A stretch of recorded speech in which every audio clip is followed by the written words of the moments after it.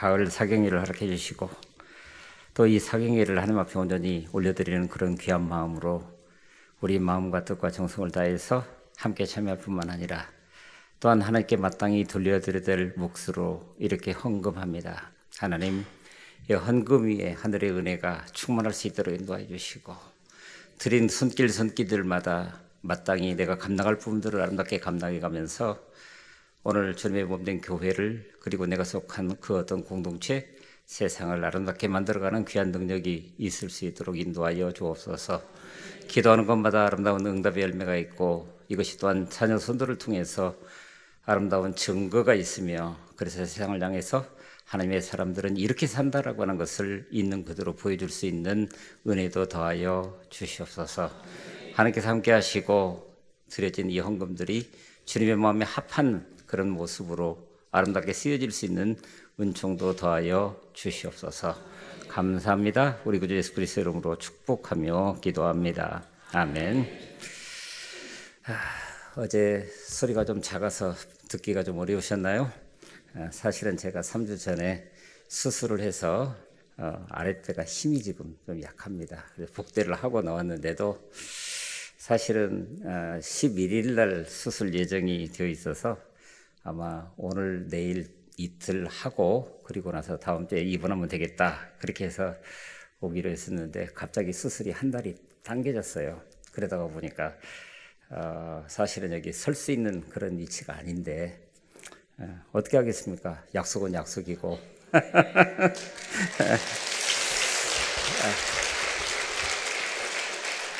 그래서 어제 말씀을 중심으로 함께 은혜 받은 귀한 시간 허락하신 것이 얼마나 감사한지 자, 오늘 말씀 전합니다. 어떤 라디오에서 독자 투고 형식으로 이런 이야기가 소개가 됐습니다. 한 남자가 친구 모임에서 가족 여행을 갔더랍니다. 그곳에서 독재 펜션 며칠을 잡고 아이들은 수영장에서 신나게 놀고 있는데 갑자기 친구의 아내 한 분이 방금 SNS에서 재미있는 게임을 봤다고. 그 게임은 아이들에게 안대를 씌우고 엄마들을 한 줄로 쭉 이렇게 늘어 세운 다음에 한 번씩 모두 안아보고 진짜 자기 엄마가 누구인지를 찾아내는 그런 게임. 그래서 그래 그거 참 재밌겠다 하면서 상금까지 걸고 바로 게임을 시작을 했습니다. 그런데 이게 웬일입니까? 맨 처음에 첫 번째가 자기 딸이더라는 거예요. 5살짜리 이 딸아이가 엄마들 한 명 한 명씩 모두 안아보더니 맨 마지막에 있던 자기 어머니를 콕 집어서 단번에 찾아내더랍니다. 엄마는 웬일이니 하면서 하면서 우리 딸 고맙다 사랑한다. 아내는 감동해서 울먹거리면서 아이를 껴안고 어쩔 줄 몰라 했습니다. 그래서 신기해서 물어봤습니다. 우리 딸 어떻게 단 한 번에 엄마를 알아봤지? 그랬더니 딸이 태연하게 하는 말이 우리 엄마에게서는 특별한 냄새가 나요 그러더라는 거예요. 그러자 그 냄새? 그랬더니 하느니가 이렇더랍니다. 우리 엄마 몸에서는 늘 담배 냄새가 나요. 기쁨과 마음의 감동이 갑자기 부끄러움으로 바뀌는 그런 순간이었습니다. 사람의 갖가지 냄새는 이 땅 가운데 살아가면서도 향수로 지울 수 있습니다. 세계의 최고의 향수라고 한다면은 어쩌면 1921년에 출시된 샤넬 넘버 5. 그래서 지금도 향수를 상징하는 굉장히 중요한 언어가 됐죠. 샤넬 넘버 5. 저만 아는 건가요? 예. 그런데 놀랍게도 사도 바울은 우리의 믿음의 사람들에게 샤넬 넘버 5 같은 향기를 내라고 주문합니다. 우리가 잘 아시는 것처럼 고린도후서 2장 16절에 15절에 보면 우리는 구원받는 사람들에게나 멸망하는 사람들에게나 하나님 앞에서 그리스도의 향기입니다 라고 얘기를 합니다. 그런데 여기 향기라고 하는 말은 요디아라고 하는 뜻인데 이것은 달콤한 냄새라는 뜻을 가지고 있을 뿐만 아니라 바로 신을 매우 기쁘게 하는 그 어떤 것, 이것을 말합니다. 그러니 이것이 로마의 개선 장군들이 개선하게 될 때 바로 그 길거리에다가 쭉 향을 피우고 나서 그것을 축하했다라고 하는 거예요. 그런데 이것을 마치 성도들이 나아가는 그 길 가운데 그것이 개선 행진처럼 나아가는 길 가운데서 바로 그 향기들이 오늘 우리가 이런 사람입니다라고 하는 것들을 있는 그대로 드러내 보여주는 그야말로 하나님께서 매우 기쁘시게 하는 그런 향기라, 이렇게 얘기를 하고 있는 것입니다. 그러니 오늘 우리는 마음속에 바로 유오디아, 그리스도의 향기를 품고 살아가는 사람들이니 그 하나님을 매우 기쁘시게 하는 그 모습에서 나오는 태도와 인격이라고 하는 것이 우리 삶을 살아내게 하는 귀한 능력이라고 하는 거예요. 그러니 인격의 향기는 교회 안에서 믿음의 사람들끼리에서만이 아니라 또한 세상에 나가서도 다양한 사람들과 관계를 가져가는 과정 속에서도 있는 그대로 드러나야 한다라고 하는 것입니다. 안에서는 향기가 나는데 나가서는 썩은 음식물 같은 그런 쓰레기 같은 냄새를 풍기지 말고 오늘 우리가 어떤지 보라라고 하는 거예요. 자, 오늘 우리에게 주신 말씀을 한번 보실까요? 오늘 우리에게 주신 말씀은 이렇게 시작합니다. 오직 너 하나님의 사람아, 오직 너 하나님의 사람아. 바로 오늘 우리를 부르는 호칭입니다. 그런데 놀랍게도 이 말씀을 마음에 새기면서 제가 목회를 이끌어가는 과정뿐만 아니라 제 인생, 개인적인 인생을 살아가는 과정 속에서도 늘 묻는 질문이 세 가지가 있습니다. 영어 단어로 바로 두 단어로 연결되어 있는 세 개의 단어인데, 첫째는 so what 이라고 하는 단어입니다. 그러니 어쩌다는 거야? 네가 하나님의 사람이라고? 오늘 우리는 그런 정체성을 가지고 세상을 향해서 나아가는데 세상은 오늘 우리를 보고 그렇게 얘기를 한다는 거야. 그러니까 어쩌다고? 나가 목사라고. 그러니까 어쩌다고? 여러분, 세상이 그렇게 얘기할 때 바로 그 선언은 오늘 우리의 정체성을 묻는 것인데 오늘 우리의 정체성이 도대체 뭐냐라고 하는 거예요. 그래서 오늘 우리는 그 답을 찾아서 두 번째 질문으로 나가게 되는 것이 바로 for what이라고 하는 것입니다. 여러분들은 도대체 무엇을 위한 존재입니까?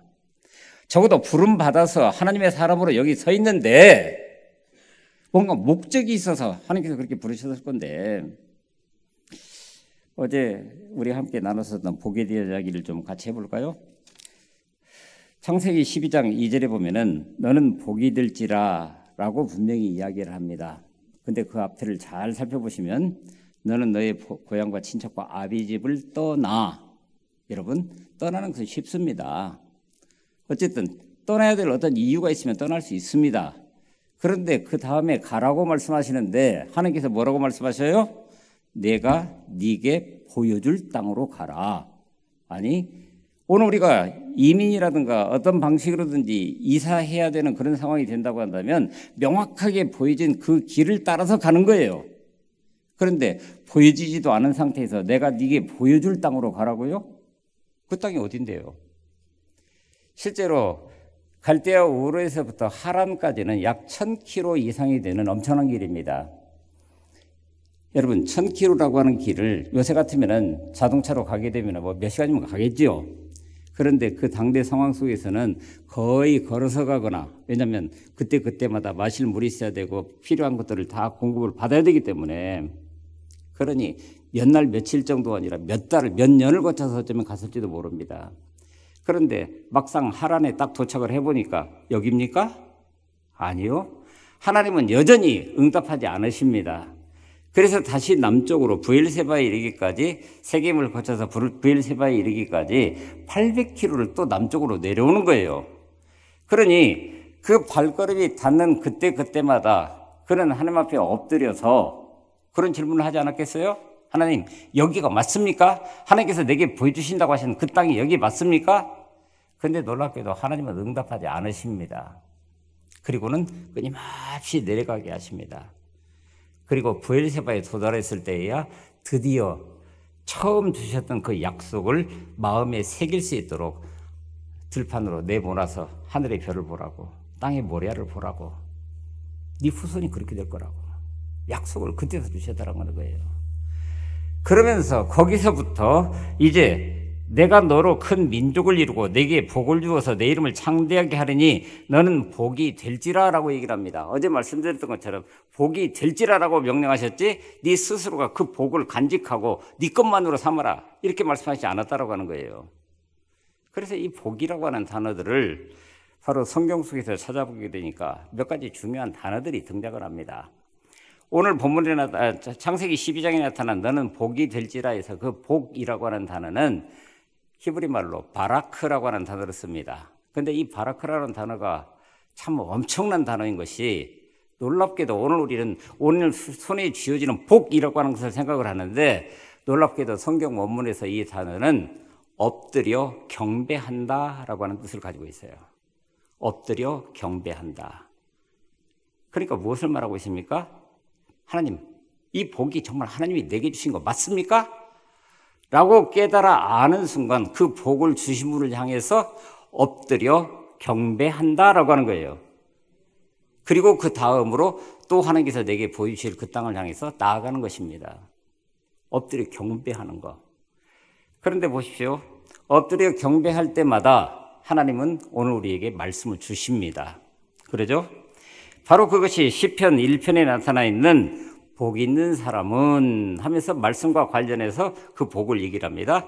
이것은 아쉐르의 복인데 아쉐르라고 하는 단어를 쓰고 있는데 이 아쉐르라고 하는 단어는 내 귀에 들려진 말씀 그대로 내가 똑바로 걷는다. 그런 뜻을 가지고 있습니다. 그게 복 있는 사람이라고 하는 거예요.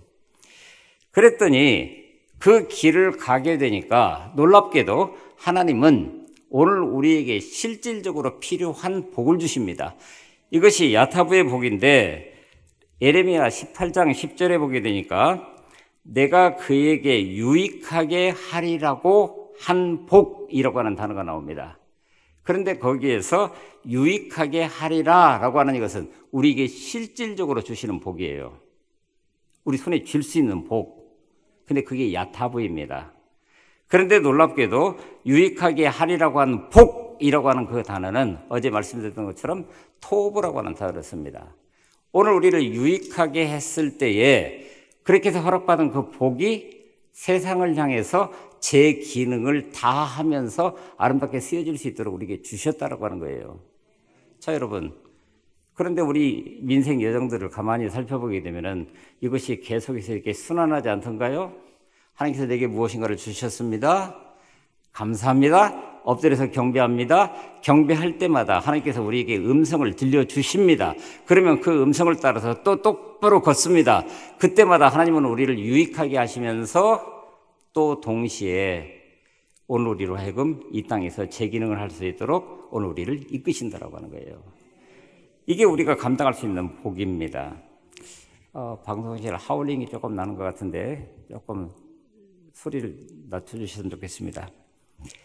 그런데 놀랍게도 바라크라고 하는 이 단어는 오늘 우리에게 또 다른 의미로 번식력, 산출력이라고 하는 뜻을 가지고 등장을 합니다. 하나님은 우리에게 복을 주시게 될 때에 그냥 오늘 우리 손에 뚝 떨어지는 완제품을 주시는 것이 아니라 바로 가능성으로 그래서 스스로 그 복을 쟁취할 수 있도록 우리를 이끄신다라고 하는 거예요. 그러니 하나님은 우리의 문제를 다 풀어주시는 그런 분이시라기보다도 그 문제를 풀어갈 수 있는 능력을 주십니다. 삶의 문제를 우리 스스로 풀어갈 수 있도록 그렇게 하신다라고 하는 거예요. 특별히 아브라함의 삶을 한번 살펴보십시다. 아브라함은 그 말씀을 들었을 그때부터 순전하게 말씀을 따라서 떠나서 갑니다. 그랬죠? 양떼를 잘 돌보았습니다. 어디를 가든지 열심히 우물을 팠습니다. 개척하고 헌신하는 그런 사람이었습니다. 그리고 나서 그들이 드디어 바로 브엘세바에 이르게 되었을 때 창세기 21장 33절에 보면은 아브라함은 브엘세바에 에셀 나무를 심고 거기서 영생하시는 하나님 여호와의 이름을 불렀더라. 이렇게 기록하고 있습니다. 자, 여러분 보십시오. 브엘세바에서 드디어 하나님과 언약 관계가 형성되면서 21장 33절이면 벌써 아들과 관련해서 하나님께서 이미 이삭을 주셨고 그 이삭을 시험 테스트 하신 다음에 있었던 사건이거든요. 그런데 놀랍게도 하나님께서 여기까지 이렇게 이끄셨습니다라고 하는 고백을 담아서 무슨 나무를 심었다고요? 에셀나무를 심었다고.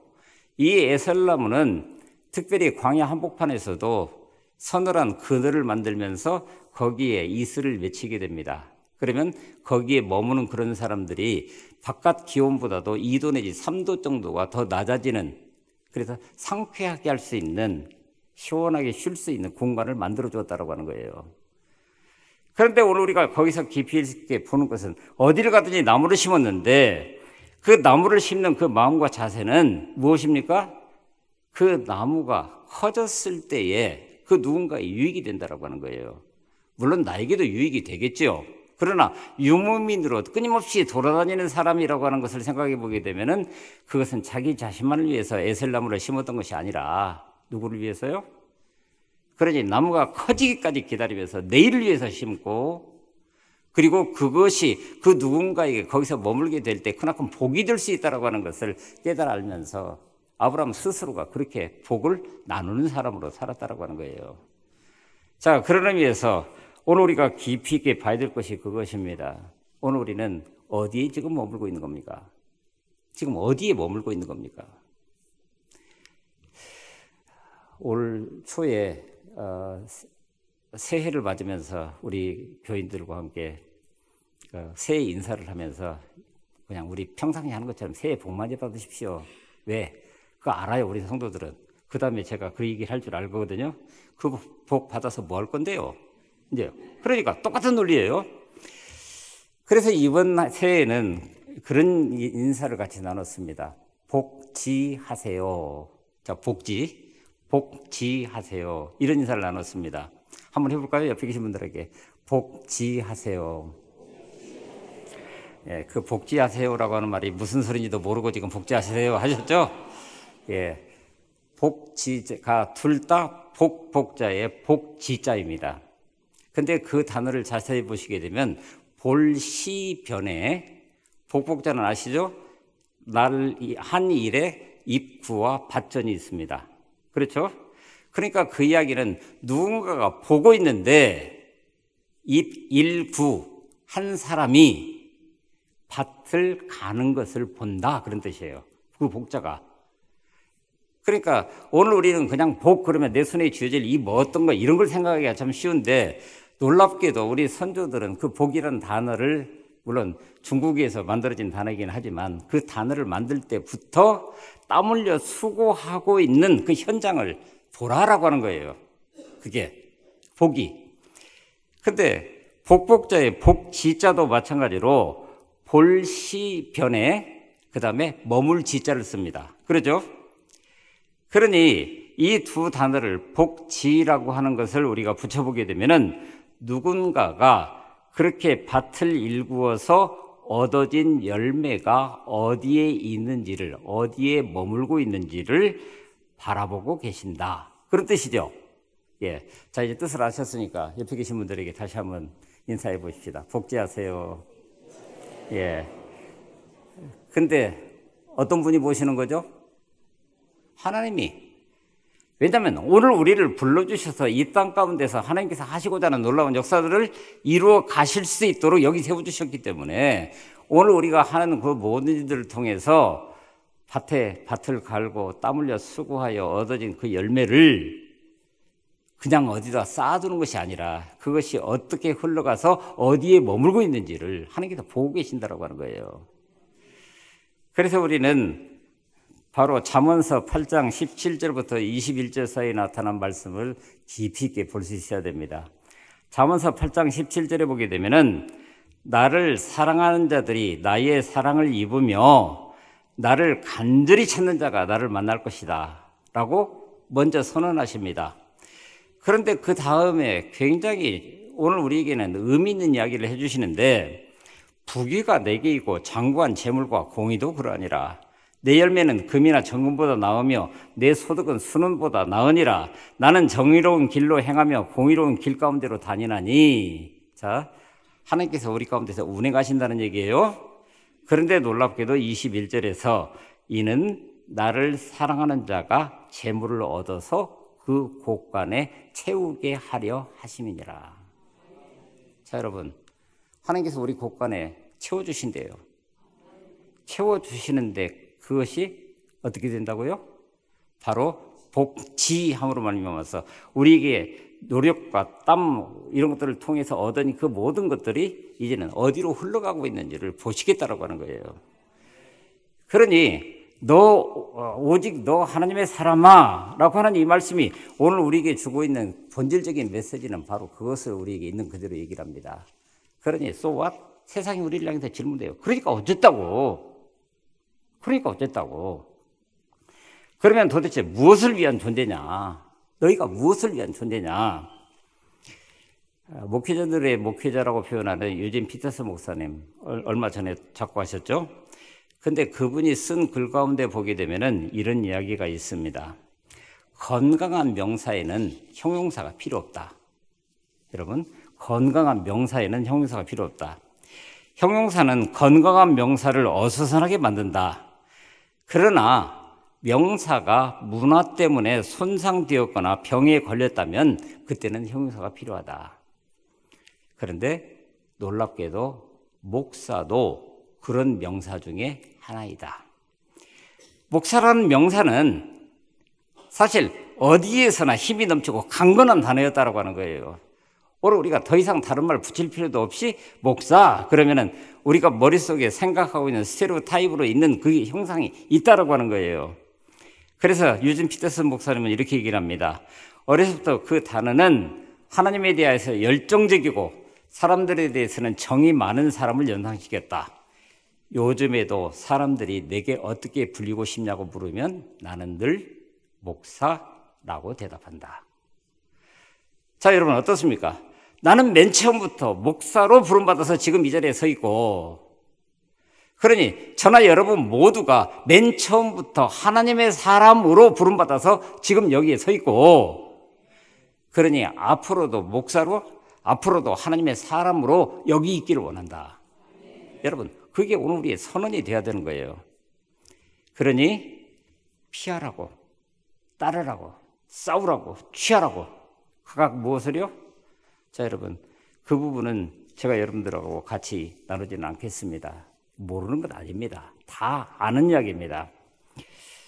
그래서 오늘 우리는 피하고, 따르고, 싸우고, 취하고, 그렇게 되었을 때에, 그러면 오늘 우리에게 핵심적으로 줄 수 있는 메시지가 세 번째 영어 단어, what if라고 하는 단어입니다. 그러면 이제는 어떻게 할 건데? 그러면 지금까지 살아왔던 그 모든 상황보다도 앞으로 우리 인생이 더 나은 방향으로 나아갈 수 있느냐? 이걸 우리에게 묻고 있는 거예요. 그러기 위해서 오늘 우리의 현실적인 삶을 되돌아보면서 오늘 우리가 어디에 있는가라고 하는 것들을 마음속에 좀 새겨볼 수 있어야 됩니다. 오늘 우리는 소위 SNS를 통해서 또는 우리가 스마트폰을 손에 다 들고 있다가 보니까 글쎄 요새는 서울 같은 경우에는 크게 그 불편함 없이 어디 가나 다 와이파이가 터지니까 그렇게 살아가는 것 같아 보이는데 저희가 살아가고 있는 순천만 해도 범위로 벗어나게 되면은 와이파이가 안 잡혀가지고 참 곤혹스러운 데가 참 많습니다. 뭔가를 찾아야 되는데 그런데 서울은 뭐 지하철부터 시작해서 어디나 가나 다 충분히 그러더라고요. 그래서 그런 상황들을 두고 이렇게 생각을 해보면 집과 사무실은 와이파이 지역이라 데이터를 의식하지 않고 마음대로 쓸 수 있습니다. 절반 이하도 사용하지 않고 그러다 보니까 요금을 낼 때는 좀 손해본다라고 하는 느낌도 있죠. 그런데 이제 불가피하게 운동을 해야 되는 그런 상황이 있어서 바깥으로 나가게 되면 와이파이 전이 딱 끊겨버립니다. 그러면 그다음부터는 데이터를 사용하는 거예요. 그러다가 보니까 한 달에 반도 지나지 않았는데 데이터가 이만큼 남았습니다 하면서 나오는 거 보니까 절반 이상을 훨씬 더 써버린 거예요. 그러면 후반부로 가면 그 와이파이를 어떻게 우리가 필요로 하는 정보나 이런 것들을 어떻게 다 얻습니까? 이것은 추가 요금을 또 지불할 수밖에 없는 그런 상황이 또 벌어져요. 그런데 그 이야기를 이렇게 듣다가 그러네. 자, 여러분, 그리스도인에게도 바로 영적인 와이파이 지역이 있다는 사실을 아십니까? 하나님이 허락하신 범위 안에서는 사용 시간이 전혀 문제가 되지 않지만, 그러나 그리스도인에게 허락된 와이파이 지역을 벗어나는 그 순간 영적인 차원에서 심각한 문제를 가져올 수 있는 그런 부분들이 우리 가운데 얼마든지 있다는 거예요. 그래서 이렇게 얘기할 수 있습니다. 가야 할 곳과 가지 말아야 할 곳. 또 해야 할 것과 하지 말아야 할 것, 바로 그리스도인의 와이파이 지역이라고 하는 것이 있기 때문이라는 거예요. 그것을 이탈하게 되면 실패한 인생이 될 수밖에 없습니다. 하나님의 말씀이 그리스도인의 와이파이 지역을 정확하게 만들고 있기 때문에 그 말씀의 영역 안에서는 오늘 우리가 얼마든지 자유스럽게 우리의 내일을 열어갈 수 있지만 그렇지 못한 경우들이 우리에게 너무나 비일비재하다라고 하는 거예요. 미국 뉴욕시에는 세계 각국의 이민자들이 모여서 살기 때문에 인종의 전시장이라고 얘기를 합니다. 그래서 대체적으로 뉴욕 지하철에서는 130개 언어 정도가 쓰여진다고 그래요. 그래야 소통이 된다고 그럽니다. 그러나 뉴욕시 인구의 8%도 안 되는 유대인들이 세계에서 땅값이 최고로 비싼 맨하탄 지역, 그게 맨하탄이라고 하는 말이 원래 인디안 말로는 천국이라고 하는 뜻이랍니다. 그것을 중심으로 해서 부동산의 80%를 소유하고 있는데 놀랍게도 그들은 브루클린이라고 하는 오래되고 그다지 발전되지도 않은 아주 낙후된 지역에 자리를 맨 처음에 잡았기 때문에 그곳을 거주지역으로 삼고, 그래서 지금도 회당을 중심으로 해서 어떤 기록을 보게 되니까 주일날, 그러니까 안식일날 율법을 어기지 않기 위해서는, 안식일을 거룩하게 지키라고 하는 율법을 어기지 않기 위해서는 1.2마일을 의도를 가지고 걸어가면 안 된대요. 그러니까 그들은 바로 그 안식일 하나를 지키기 위해서 거주지로부터 자신들이 신앙생활의 중심을 가지고 있는 그 회당까지 1.2마일, 우리로 따지면은 한 2km 정도, 그 범주 내에서 다 모여 사는 거예요. 그 범주 내에서. 회당이 다른 곳으로 이사하지 않는 한 그 회당 주변의 거주지를 절대로 떠나지 않는다고 그럽니다. 아무리 그 지역이 낙후되고 뭐하고 더 좋은 편안한 상황이 그건데 있다 할지라도. 바로 시편 128편 1절부터 6절까지 말씀 그대로 성전 중심의 삶이 얼마나 복된 것이라고 하는 것을 그들이 알고 있었기 때문에 그렇다라고 하는 거예요. 그래서 지금도 금요일 저녁, 그러니까 안식일이 시작되는 해가 지고 난 금요일 저녁부터 토요일에 다시 해가 질 때까지는 브루클린 자체가 조용해집니다. 성지순례 하느라고 예루살렘을 갔는데 세상이 갑자기 조용해져요. 이게 뭐지? 나중에 봤더니 그날이 안식일이었어요. 아예 길거리에 차 한 대가 안 다닙니다. 가끔 가다가 차 한 대가 윙 하고 지나가는 거 보면 녹색 번호판을 단 팔레스타인 차량만이 예루살렘 중심을 지나고 있을 뿐이에요. 안식일을 거룩하게 지키기 위해서 가정에서 가족들과 함께 모여서 촛불을 켜놓고 성경을 읽고 예배를 드립니다. 유대인 자녀들 거의 다 명문과 명문 대학을 다닙니다. 그러나 대부분 다른 이민자들은 좀 돈만 벌면 어딘지 자신에게 더 나은 환경, 그리고 아무리 내가 지금까지 이 교회를 다녔다 할지라도 다른 지역으로 이동했을 때 여기까지 오는 것이 불편하고 어쩌고 저쩌고, 그래서 그 지역 교회를 다니게 되는 이런 경우들을 너무나 많이 보게 되는데, 그래서 어떻게 보면 돈 중심에 또는 집 중심에 또는 학군 중심으로 그렇게 살아가는데, 그런데 결국 성전 중심으로 사는 자들이 나중에 살펴보니 실제로 돈과 땅과 자녀의 축복을 누리면서 살아가고 있더라.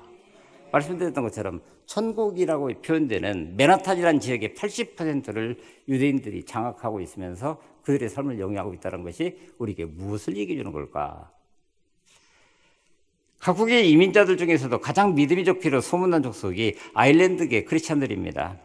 아일랜드계 이민자들은 부모님이 결혼식을 올린 교회에서 자녀들이 결혼식을 동일하게 하는 것을 가장 큰 복이라고 여긴답니다.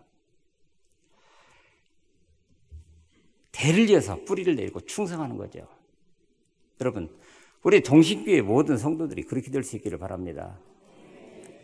오늘 우리의 형편과 환경이 어떻게 되었든 그것에 상관없이 오늘 우리의 믿음의 뿌리가 여기에 내려져 있고, 그러므로 여기에서 그 다음 대로 넘어가서도 마찬가지로 사랑하는 부모님들이 바로 여기에서 결혼했다고 한다면 그 아이들도 여기서 결혼하고 여기서 아이들이 유아 세례를 받고 여기서 그 아이들이 내일을 꿈꾸면서 자라갈 수 있는 그런 환경이 바로 오늘 우리에게 주신 은혜라고 하는 거예요.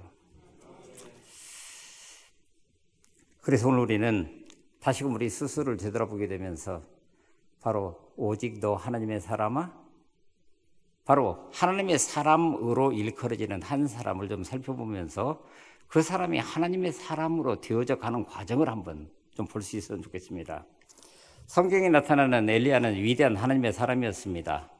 3년 반 동안 무서운 기근이 들 때 하나님은 그를 그릿 시냇가에 숨겨두시면서 강물이 마르기까지 아침과 저녁으로 까마귀들이 물어다주는 음식을 먹으면서 하나님의 사람으로 자라갔습니다. 양육되어져 갔습니다.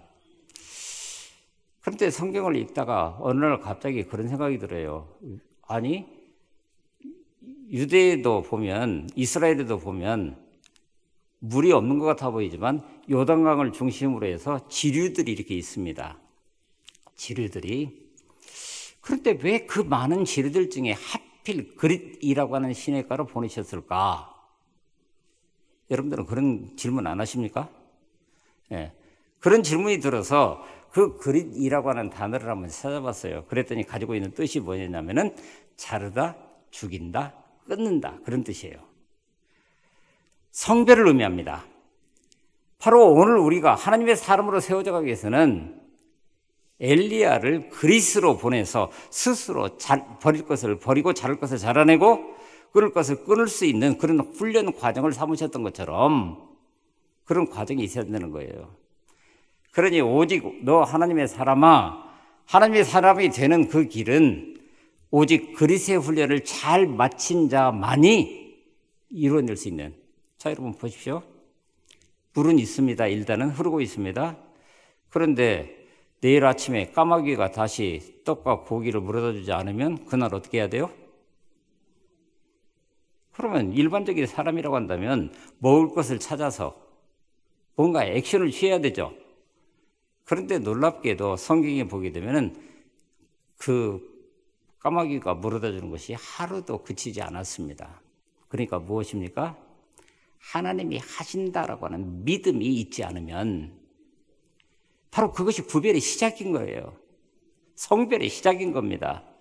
그런 과정을 통해서 그는 하나님의 사람으로 자라가게 되는데 놀랍게도 엘리야는 그릿의 훈련 과정을 마치고 난 다음에 하나님께서 다시 그를 사르밧 과부의 집으로 보내십니다.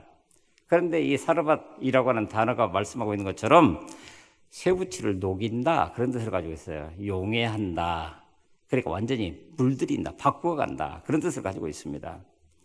여러분, 사르밧 그러니까 대도시 같아 보이지만 사실은 깊은 산속 아무도 없는 과부의 집에 가서 유숙하는 일은 어쩌면 그릿 시냇가의 연단의 과정보다도 훨씬 더 힘든 일일 수 있습니다. 이 훈련은 그릿 시냇가에서 자기를 죽이는 훈련과 연단을 잘 받은 사람만이 견딜 수 있는 그런 훈련의 과정이었다고 하는 거예요. 근데 그곳에 얼마 동안 머물러 있을 그때에 어느 날 과부의 외아들이 죽습니다. 그때 과부는 그 엘리야에게 이렇게 얘기를 합니다. 여러분 잘 기억하셔야 됩니다. 조금 이따 다른 단어와 다른 절과 또 비교를 해서 볼 거니까. 열왕기상 18장 18절에 보게 되면은 하나님의 사람이여 당신이 나로 더불어 무슨 상관이 있기로 첫째 내 죄를 생각나게 하고 또 내 아들을 죽게 하려고 내게 오셨습니까? 과부의 하나밖에 없는 아들이 죽었는데 그 죽는 일이 하필 엘리야가 자기 집에 와서 머물고 있는 동안에 죽었단 말이에요. 그러니까 왜 내게 와서, 그런데 놀랍게도 아들이 죽는 모습을 보면서 엄마가, 그 과부가 뭘 생각했다고요? 내 죄를 기억했다고. 내 죄를 기억하게 했다고. 그리고 엘리야가 기도함으로 그 아들이 다시 살아났을 때 그 여인은 다음과 같이 얘기를 합니다. 조금 전에 제가 드렸던 말씀과 서로 비교해서 열왕기상 18장 18절과 조금 전에 있었던 열왕기상 11장 24절 말씀을 18장 24절 말씀을 비교해 보겠습니다. 내가 이제야 당신은 하나님의 사람이요 당신의 입에 있는 여호와의 말씀이 진실인 줄 아오니. 보십시오. 엘리야는 과부의 아들이 죽은 사건을 통해서 그 여인이 자기의 죄를 생각나게 했고, 또 엘리야의 기도를 통해서 그의 아들이 살아났으며, 그 여인은 엘리야가 참 하나님의 사람인 것과 엘리야의 입에서 나온 말이 진실된 하나님의 말씀인 것을 내가 알았다 라고 얘기를 하고 있다고 하는 거예요. 여러분, 하나님의 사람이 어떻다고요? 엘리야의 이 거룩함 앞에서 죄가 고발당하고 그 기도의 능력이 하나님의 사람인 것을 죄인으로 하여금 이를 고백하고 인정하게 되었다고 하는 거예요. 하나님께서 엘리야를 사르밧 과부의 집으로 보내셨듯이 저와 여러분 모두를 하나님의 사람으로 사명을 가지고 하나님께서 보내시는 곳으로 지금 보내고 계신다라고 하는 거예요. 그럼 그 현장에 가서 이미 그리스의 경험을 했고, 그리고 사르밧에서 바로 그 사건이 있기 전까지 곤고한 나날들을 같이 보냈지만, 그러나 결정적인 사건을 통해서 사람들로 하여금 죄를 고백하게 하고, 그리고 엘리야의 입을 통해서 나오는 모든 말씀들이 하나님의 말씀이자 그 하나님의 말씀이 참되다라고 하는 것을 세상이 알 수 있을 만큼 오늘 우리를 그렇게 부르신다라고 하는 것입니다. 오늘 우리 통해서 그런 놀라운 역사들이 우리 가운데 함께할 수 있기를 간절히 바랍니다. 각박한 현대를 살아가고 있는 모든 이들이 심한 갈증을 호소하면서 살아갑니다. 경제적인 어려움, 순탄치 않은 관계들, 오해와 불신 속에서 마음 둘 곳 하나 없이 살아가고 있는 것이 오늘 우리의 세상살이입니다. 그래서 최근에 미국에서 나온 어떤 어떤 분석 자료를 보니까 지금 세상에서 가장 빨리 퍼지는 종교가 있는데, 놀랍게도 자기 숭배라고 하는 종교라는 겁니다.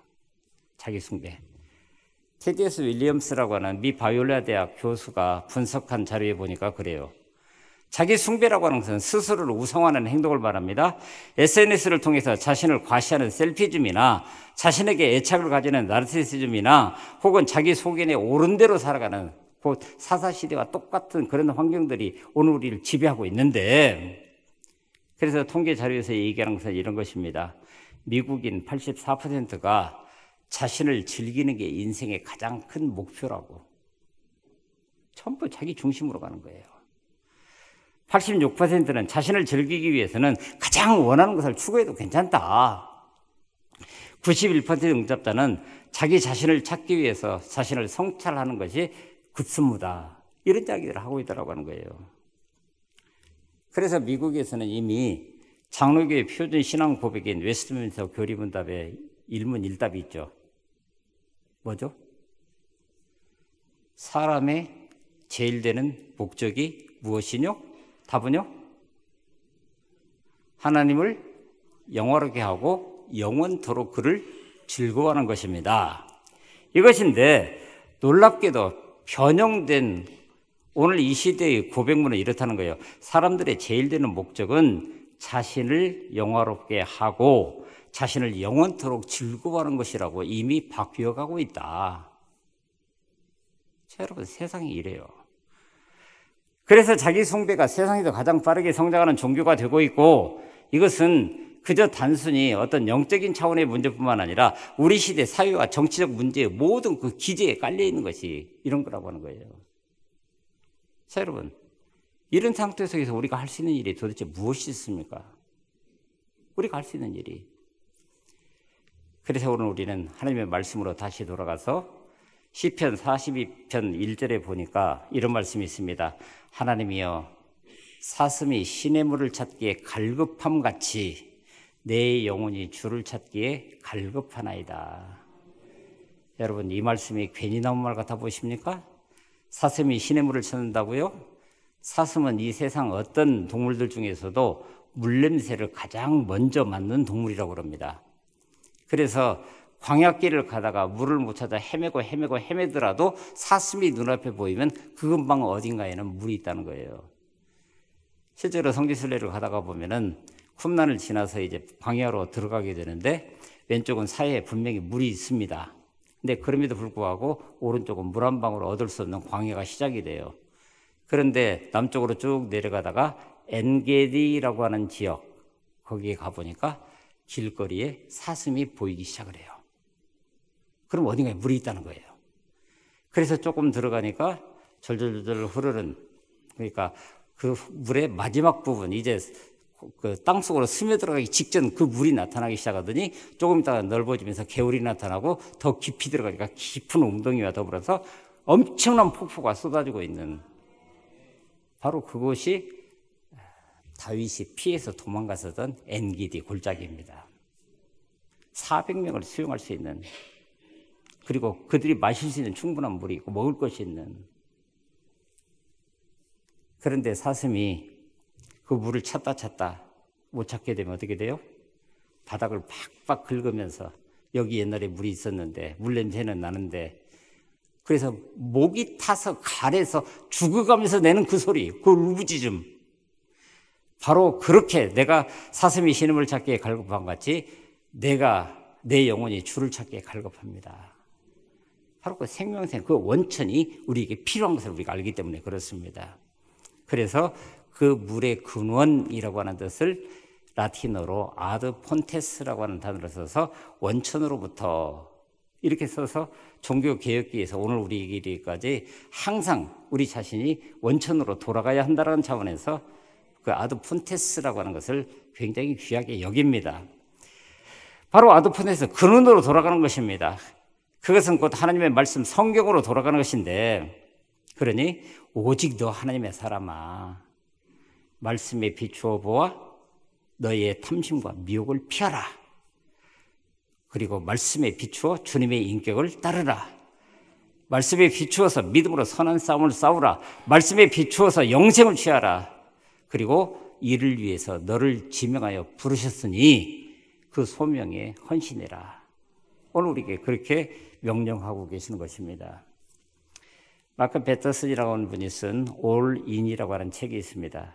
근데 그 책에 보면 1세기 전 편도 선교사들이라고 하는 원웨이 미셔너리라고 알려진 일단의 용감한 영혼들이 있었습니다.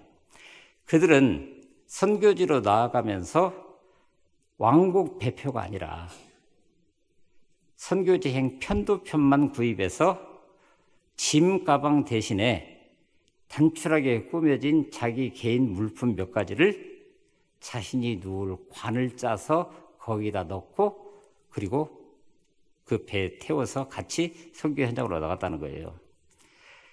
항구를 딱 빠져나가면서 사랑하는 사람들과 알고 지내던 사람들 모두에게 작별을 구했습니다. 그들은 다시는 고향으로 돌아오지 못하리라고 하는 것을 잘 알고 있었다고 하는 거예요. 그래서 편도 선교사라 그렇게 불렀다고 하는 겁니다. 근데 그 선교사 중에 밀른이라고 하는 사람이 있었습니다.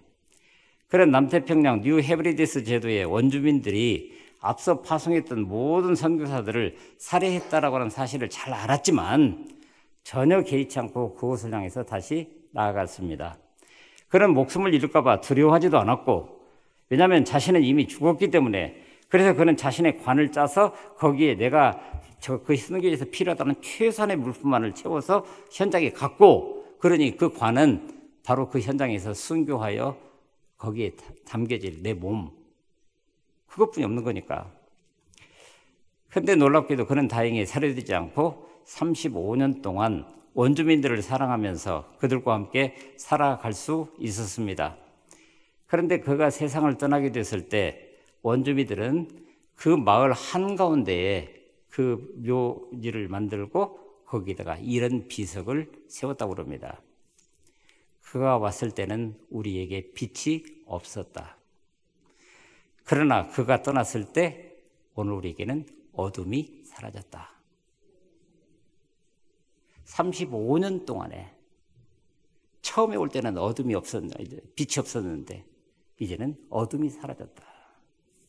여러분, 하나님의 사람들이 서야 하는 장소는 바로 그런 곳입니다. 이야기 하나 하고 마무리하도록 하겠습니다.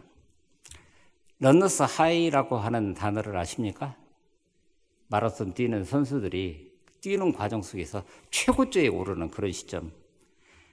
바로 마라톤을 하는 사람들이 느끼는 감정으로 미국의 심리학자인 AJ 맨델이라고 하는 사람이 이미 1979년에 논문으로 발표한 그 굉장한 그런 기록입니다. 운동할 때 신체적인 스트레스를 발생하는 엔도르핀으로 해서 느껴지는 행복감, 도취감을 말하는데 그 기분은 하늘을 나는 느낌이라고 합니다. 꽃밭을 걷고 있는 기분이라는 거예요. 그런데 놀랍게도 그 기분을 느끼는 것이 언제냐면은 마라토너들이 마의 구간이라고 표현되는 42.19km 중에서 35km 지점을 통과했을 때, 그때 느껴지는 감정이 러너스 하이라고 하는 거예요. 그런데 놀랍게도 그 러너스 하이가 느껴질 수 있도록 하기 위해서 요새 지금 정교하게 마라톤 하는 모습들을 보게 되면은 이런 게 있습니다. 달리기, 마라톤을 하는데, 여러분, 마라톤이 개인 경기죠. 근데 개인 경기가 아니랍니다. 이게 함께 뛰는 경기라는 거예요. 그래서 경우에 따라서는 우승 대상이 되는 그 한 사람을 놓고 나머지 사람들을 페이스메이커라고 그래서 그 다른 팀들을 혼란시키게 만드는, 그러니까 갑자기 초반부터 막 속도를 막 빼가지고, 그래서 다른 선수들이 그거에 따라가다가 페이스를 잃어버리고 나중에는 지쳐서 더 이상 못하게 만드는 그런 경우들. 페이스메이커는 앞서 달리기 때문에 바람의 저항을 크게 받습니다. 이 때문에 뒤따라오는 선수들은 저항을 그만큼 적게 받으면서 편안히 달릴 수 있습니다. 자연히 체력을 안배해가면서 달릴 수가 있겠죠. 한마디로 페이스메이커의 희생으로 인해서 자기의 팀 선수가 안정적으로 자신의 경주를 마침으로 말미암아 최고조에 다다를 수 있도록 그렇게 한다고 하는 거예요. 그래서 맨 처음에는 페이스메이커로 시작을 했지만 우승을 하는 경우도 있다고 그럽니다. 하지만 이런 경우는 예외적인 것이고, 대체적으로 보면 바로 아까 러너스 하이라고 표현된 35km 되기 직전쯤에서 경기를 포기할 수밖에 없다는 거예요. 이미 자기 페이스를 잃어버렸기 때문에. 왜냐하면 뒤에 그 선수를 위해서 자기를 희생했기 때문에 그렇다라고 하는 겁니다. 자, 여러분, 35km 지점. 근데 여기에 빗대서 헬퍼스 하이라는 용어가 생겼습니다. 남을 돕는 행위와 봉사 기부를 할 때 얻는 그런 쾌감.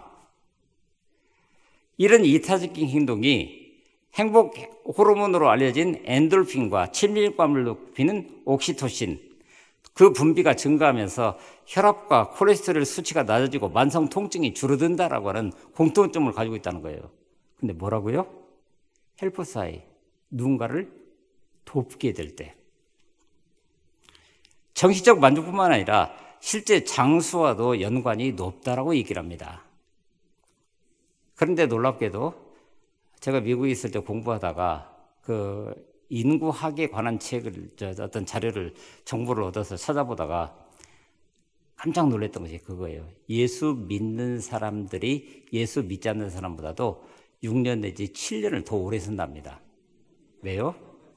아니, 실제로 인구학자들이 연구에서 내놓은 결과가 그거예요. 왜? 헬퍼스 하이라는 게 있기 때문에. 헬퍼스 하이. 그런데 놀랍게도 헬퍼스 하이에서 한 단계 더 나아가서 서번트 하이라고 표현되는, 바로 섬김은 디아코니온인데 종이 되다, 수행원이 되다, 그런 뜻을 가지고 있습니다. 인간은 누구나 주인이 되고 싶어 하지 종이 되고 싶어 하지 않습니다.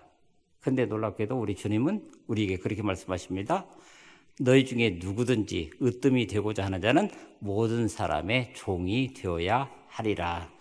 인자가 온 것은 섬김을 받으려 함이 아니라 도리어 섬기려 하고 자기 목숨을 많은 사람들의 대속물로 주려 함이니라. 여러분, 섬김의 최상급은 우리 주님이 보여주신 그대로 그 십자가입니다. 고난주간이 되면 묵상하는 십자가지만 오늘 우리가 일상생활 속에서도 늘 십자가를 묵상하고 그 길을 가면 어느 순간에 나도 모르는 사이에 러너스 하이, 최고조에 다르는 그런 기쁨, 하늘을 나는 것과 같은.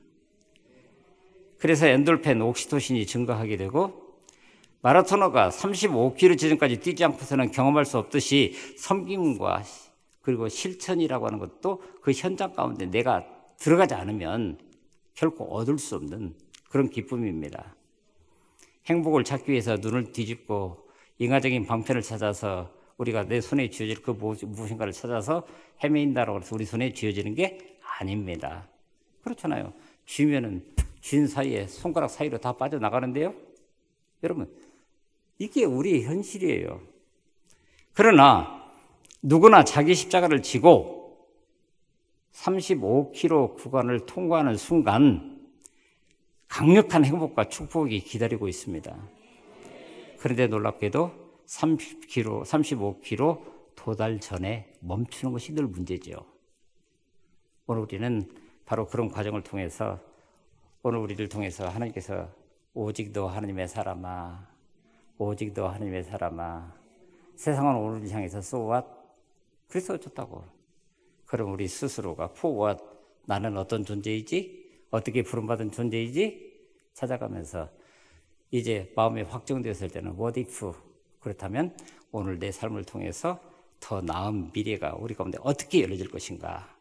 마음속에 새겨가면서 바로 하나님께서 허락하신 그 기쁨이 오늘 우리 모두 가운데 무엇보다도 우리 동신교회, 좋은 교회 위에 늘 충만할 수 있기를 간절히 바랍니다. 우리 같이 기도하겠습니다.